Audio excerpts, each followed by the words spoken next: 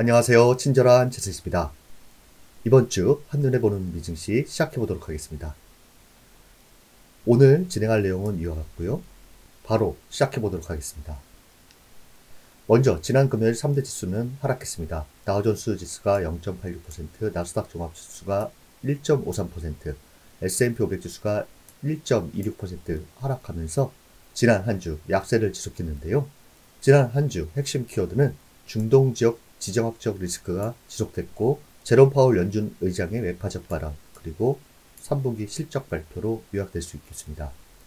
중동 지역 지정학적 리스크가 지속됐는데 유가는 오르고 안전자산인 금 오르고, 반대로 주식은 내리는 이와 같은 모습을 보였습니다.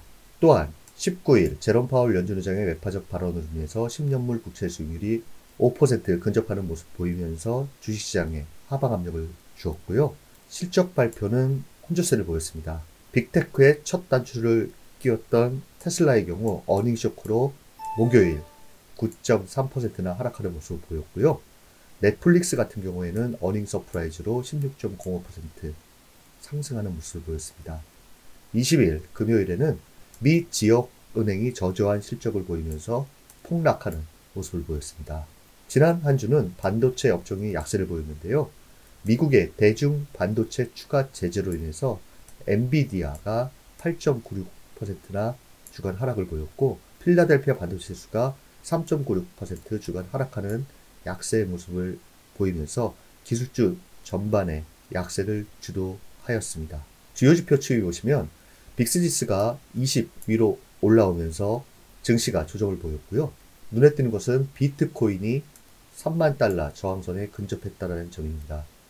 주요 지표 주간 등락률을 보시면 10년물 국채 수익률이 6.48% 주간 상승을 보이면서 증시에 하방 압력을 줬고요. 유가 같은 경우에는 큰 폭 상승하지 않았는데요. 그 이유는 베네수엘라 원유 제재 완화 가능성의 상승을 억제했다고 할 수 있겠습니다. 비트코인이 주간 10.5%라는 상승을 보였는데, 이는 미국 증권거래위의 비트코인 ETF 투자상품 승인 기대감으로 상승을 보였습니다. 비트코인의 경우 ETF 승인이라는 가짜 뉴스로 또 변동성을 크게 보였다고 할 수 있겠습니다. S&P 주요 업종 ETF 주간 등락률 보시면 테슬라의 어닝쇼크로 경기 소비재 업종이 큰 폭 하락했고요. 유가의 견고한 상승으로 인해 에너지 업종, 그리고 방어적인 업종인 필수 소비재 업종만 주간 상승을 보였습니다. 이번 주 체크 포인트는 상당히 많은데요. 먼저 경제지표로는 3분기 GDP 그리고 9월 PCE가 발표가 됩니다. 여기에 따른 10년물 국채 수익률 추이에 대해서 체크를 하셔야 되는데요. 이 부분은 뒤에서 자세히 설명드리도록 하겠습니다. 또한 빅테크 실적 발표가 시장에 관심을 크게 끌 것으로 보이는데요. 대다수 시가총액이 크고 실적 기대감이 큰 종목들로 포진되어 있습니다. 24일 장마감 후 알파벳과 마이크로소프트, 25일 장마감 후 메타, 26일 장마감 후 아마존, 그리고 반도체 기업인 인텔의 실적 발표가 눈에 띕니다. 이번 주 빅테크 실적 발표가 장 마감 후에 발표되기 때문에 여느 때보다 우리나라 증시가 열릴 때 미국 선물지수의 체크가 필요해 보입니다.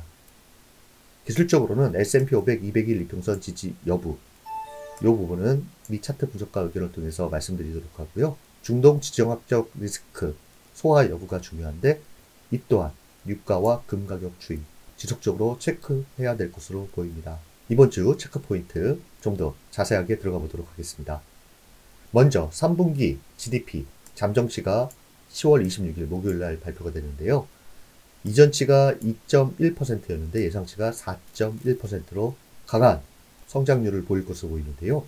GDP 나우에서는 현재 5.4%를 보고 있기 때문에 우리가 체크해야 될 것은 10년물 국채 수익률이 강한 경제 성장률로 오를 때, 이것이 현재 시장을 짓누르고 있는 고금리 장기화로 오를 것인가, 아니면 경기에 대한 자신감으로 올릴 것인가 체크가 필요한데요. 이것은 단순하게 보셔도 됩니다. GDP가 GDP 나우와 같이 5%대 성장률을 보인다고 했을 때 10년물 국채 수익률이 상승하는데 주가 또한 상승한다라고 하면 경기에 대한 자신감, 주가가 역으로 하락한다라고 하면 기존과 같이 고금리 장기화와 긴축 우려로 내렸다. 이렇게 판단하시면 될 것 같습니다. 그 다음은 10월 27일 9월 PC인데요. PC의 경우에는 근원 PCE 전월비만 제외하고 이전치보다 소폭 다 낮아질 것으로 보고 있는 상태입니다. 예상치를 상회하지 않고 예상치만큼만 나온다라고 하면 증시에 큰 악재로 작용할 것으로 보이지는 않습니다. 인플레이션 나우 캐스팅을 보시면 10월 CPI와 PC의 경우 점진적인 둔화의 양상을 보이기는 하지만 여전히 더딘 하락세를 보이고 있다라고 볼 수 있겠습니다. 그 다음은요, 빅테크 실적 발표인데요. 보시면 빅테크의 경우 전년 동기 대비 다 성장을 할 것으로 보이는데요. 현재로서는 3분기 실적보다는 4분기 가이던스에 시장은 더 집중하고 있는 상태라 할 수 있겠습니다. 특히 반도체 기업인 인텔의 경우 4분기 가이던스가 위에 빅테크보다 훨씬 더 중요하다고 할 수 있겠습니다.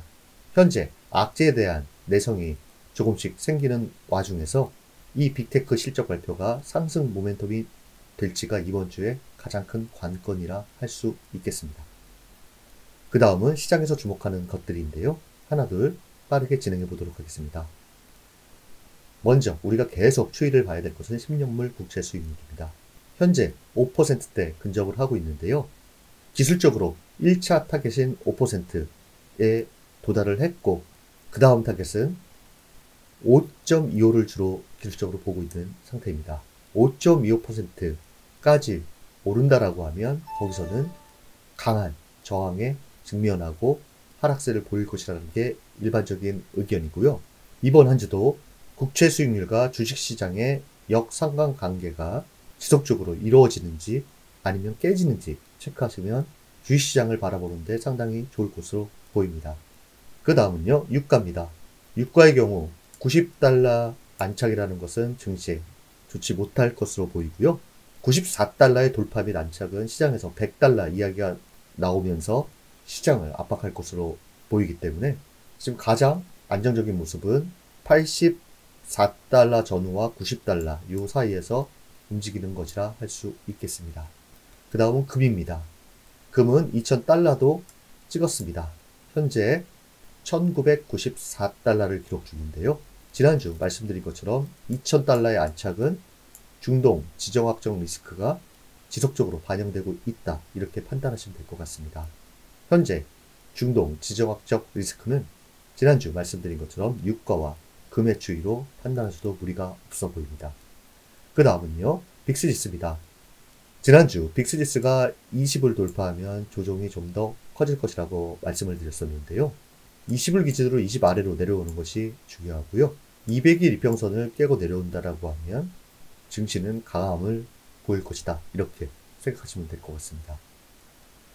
그 다음은 비트코인입니다. 비트코인은 지금 3만 달러 도전에 눈앞에 있는데요.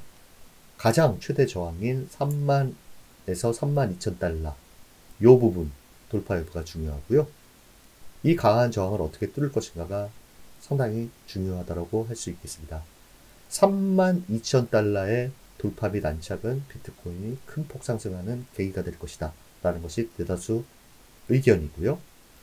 그 다음은요, 필라델피아 반도체 지수인데요. 현재 이 단기 하락 추세 채널 안에서 움직임을 보이고 있고 현재 200일 이평선 테스트에 진입했습니다. 200일 이평선의 지지가 형성된다라고 하면 현재 하락 추세 채널에서 약간의 변화가 나오는 것이다 라고 봐도 무리가 없어 보입니다. 그 다음은요, 미 차트 분석가 의견입니다. 10년물 국채 수익률 5%의 근접, S&P 500 주요 지지선 테스트란 메시지를 갖고 왔습니다. 보시면 이 차트 분석가는 먼저 10년물 국채 수익률을 갖고 왔습니다. 10년물 국채 수익률 5%의 근접. 이 유명한 차트 분석가는 이전 메시지에서 5%를 10년 만기 국채 수익률의 다음 주요 상승 목표로 언급했다. 10년물 국채 수익률은 4.99%를 기록했다. 다음 잠재 목표치는 5.25%로 나타낸 것으로 이는 16년 전 형성된 종가 최고치이다. 이전 고점은 채권 수익률 상승을 늦추거나 지연시킬 수 있는 저항을 제공할 수 있다. 한편 채권 수익률 상승은 여전히 주식의 역풍을 불러일으키고 있다. 그러나 큰 추세 변화는 일어나지 않았다. 현재의 채권 수익률 상승에서 기술적으로 어떤 고점이라는 변화는 차트상 일어나지 않았다. 다음 목표치인 5.25%에서는 상당한 저항이 나올 것이다. 이렇게 보고 있고요. 그 다음은 S&P 500, 200일 이평선입니다. 현재 S&P 500 지수는 200일 이평선에 맞물려 있습니다. 왼쪽 차트는 S&P 500, 200일 이동 평균선에서 반등했고 10월, 3월 저점 아래에 상승 추세선이 그려져 있음을 보여준다. 오른쪽 차트는 50일 이평선에서 저항을 보여주고 이 지수는 또한 9월과 7월에 이 하락 추세선에 머물러 있다. 반등을 하더라도 50일 이평선과 하락 추세선을 확실히 돌파하지 않는다라고 하면 이 주요 지지라인에서 반등의 강도는 의심스러울 것이다. 이렇게 분석하고 있습니다. 즉, 지금 S&P 500 지수는 중요한 200일 이평선과 맞물리는 상승 추세선의 테스트 과정에 있는데 여기에서 지지를 성공하고 반등을 한다라고 했을 때 50일 이평선의 돌파와 이 하락 추세선의 돌파가 이루어져야 강한 연말까지의 상승을 기대할 수 있다. 이렇게 볼 수 있겠습니다. 200일 이평선의 지지냐 이탈은 결국 빅테크의 실적 발표에 좌우될 것으로 보입니다. 그 다음은요. S&P 500 동일 가중 지수를 가져와서 또한 중요한 지지 테스트를 하고 있다. 이게 S&P 500 동일 가중 지수인데요. S&P 500 동일 가중 지수는 S&P 500 종목에 똑같은 가중을 두는 지수라 할 수 있겠습니다. S&P 500 동일 가중 지수가 주요 지지선을 테스트하고 있음을 보여준다. S&P 500 동일 가중 지수가 7월 말에 2월 최고점을 넘지 못했고 이는 S&P 500 지수의 두 버전이라면 S&P 500 지수와 S&P 500 동일 가중 지수입니다. 모두 고점이었고 현재 중요한 지지선에 둘 다 진입했다. 따라서 동일 가중 지수 하한 지지선 테스트, 서포트라고 써 있는 이건데요. 이것은 이 두 지수 모두에게 중요하다. 둘 다 함께 성공하나 실패할 가능성이 높다. 이번 주에 바로 테스트를 할 텐데요. 만약 이 부분을 강하게 이탈한다라고 하면 앞서 S&P 500 지수 또한 200일 이평선과 상승 추세선에 이탈을 보일 것이다. 그렇기 때문에 이번 주에 지지 성공이냐 이탈이냐가 시장의 단기 방향에 상당히 중요하다. 이렇게 말할 수 있겠습니다. 그 다음은요. 대표지수 차트입니다. 먼저 S&P 500 지수 보면요. 현재 이 하락 추세 채널 안에서 움직임을 보이고 있습니다. 당장 200일 이평선의 지지가 중요하고요. 그리고 4200이라는 강력한 지지선이 있습니다. 현 상승폭의 38.2% 구간인 4180이라는 지지라인이 있기 때문에 200일 이평선을 일시적으로 깬다라고 하더라도 4200 전후의 지지는 상당히 중요한 위치를 갖고 있다 라고 보시면 될 것 같습니다. 뱅크 오브 아메리카에서는 역발상 매수 신호가 발생했다고 이야기를 하고 있는데요. 역발상 매수 신호는 시장의 심리가 극도로 약세일 때가 오히려 주식을 사는 전략이라고 합니다. 4200을 상당히 중요한 지지라인으로 보고 있는데 4200선 이하로 이탈할 경우 채권 시장에 심각한 경착륙 가능성이 있고 유가가 100달러를 상회할 경우 주식시장은 강세를 보이기 어렵다고 관측하고 있다고 합니다. 참고하시면 될 것 같고요. 그 다음에 이론적으로 그랜빌의 법칙이라는 걸 보면 이 상향하는 200일 이평선을 주가가 단기적으로 하향 이탈할 때는 매수 신호를 보고 있는데 그 이유는 일시적인 하락으로 판단하는 것입니다. 물론 이론상 이렇지만 상승하는 200일 이평선을 깨고 주요 지지선인 4200 전후의 지지력이 발생한다라고 하면 이는 매수 신호로 접근해도 나쁘지 않다. 이렇게 볼 수 있겠습니다. 그 다음은 나스닥 지수입니다. 나스닥 지수는 51평선의 저항을 받고 하락하는 모습을 보이는데요. 아래로는 200일 평선 지지가 또한 중요하고 위로는 이 13000이라는 주요 지지 저항 라인의 복귀가 중요하다고 할 수 있겠습니다. 다음 다우존스 지수입니다. 다우존스 지수는 현재 200일 이평선의 저항을 받고 하락하는 모습을 보이고 있는데요. 다우존스 지수는 이평선보다는 요 지속적인 박스권 안에서의 움직임을 보일 것으로 대서서 보고 있는데요. 요 박스냐 아니면 요 박스냐입니다. 이 32,500이라는 박스가 깨지면 증시는 하방 압력이 엄청 크다라고 판단하시면 될 것으로 보입니다. 현재 미증시는 여러 악재들 속에 그것을 소화하는 과정 속에 있습니다. 상당히 복잡 다양한 상황을 저희들이 겪고 있는 상태인데요. 이번 주 가장 중요한 것은 빅테크의 실적 발표에 대한 시장 반응이라 할 수 있겠고요. 두 번째는 10년물 국채 수익률과 주식시장의 관계, 세 번째는 유가와 금 도경이라 할 수 있겠습니다. 상당히 어려운 장이 지속되고 있습니다. 잘 대응하시고요. 이번 한 주도 여러분들을 응원합니다. 감사합니다.